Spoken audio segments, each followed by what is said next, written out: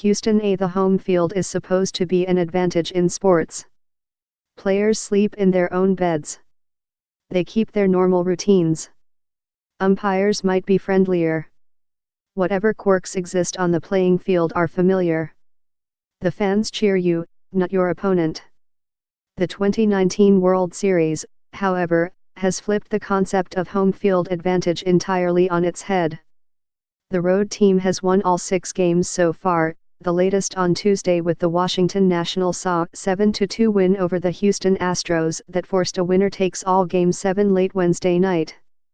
It was a rarity that transcended baseball. According to ESPN Stats and Information, the road team had never won the first 6 games of a postseason series in the history of MLB, the NBA, or the NHLA until now. Home field disadvantage, perhaps. It's weird, really, a Nationals manager Dave Martinez said after Tuesday's game. I mean, we can't explain it. I know we were trying to win games at home and just couldn't do it. It is rare to see something entirely new in baseball at all. There have been so many games and so many possibilities for randomness. More than 670 World Series games have been played in Major League history since 1903. The best-of-7 format began in 1905, with a few exceptions. Why did this unusual phenomenon happen now, with these teams? Players and managers on both sides had little wisdom to offer. It's crazy, Astros third baseman Alex Bregman said. The road team has just played better baseball in the first 6 games. I don't know what to tell you about that. It might simply be a coincidence that the best team in each game of this World Series was the one sleeping in a hotel. The Nationals outplayed the Astros in the first 2 games in Houston last week. The Astros easily won all 3 games in Washington, by a combined score of 19-3, to take a 3-2 lead in the series. The Nationals bucked history. A road team had won Game 6 of a World Series only 36% of the time and continued the unusual 2019 phenomenon behind the powerful right arm of Steven Strasburg and the potent bat of Anthony Rendon to win on Tuesday. The Astros will have to end the trend on Wednesday to win their 2nd title in 3 years. Otherwise the Nationals will be rejoicing over their first World Series in a largely empty Minute Maid Park after Game 7. We waiting until the last game to have it on our side, said Astros manager A.J. Hinch of home field advantage. We worked really hard to get home field, and we happy to play at home. We have no problem playing at home. This place will be rocking. We've won a ton of games in this ballpark. This series has been very weird. It has. No team in baseball won more games at home during the regular season than the Astros, who went 60-21 there. No team in baseball won more games period, since the Astros 107 regular season victories earned them home field advantage throughout the entire postseason. The Nationals won 93 regular season games, entered the playoffs as the first National League wild-card team and kicked off a spirited postseason run with a comeback win over the Milwaukee Brewers at home. They beat the Dodgers, the best team in the NL, in Los Angeles in extra innings of Game 5 of their NL Division Series. They swept the St. Louis Cardinals in the NL Championship Series.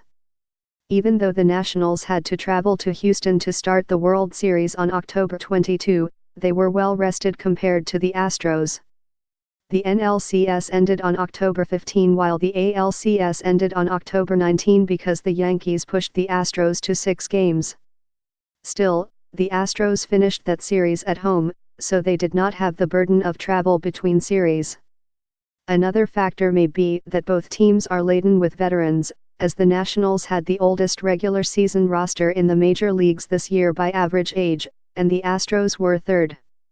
Nationals first baseman Ryan Zimmerman, who has played 15 major league seasons, said there was not really any difference between playing at home versus on the road.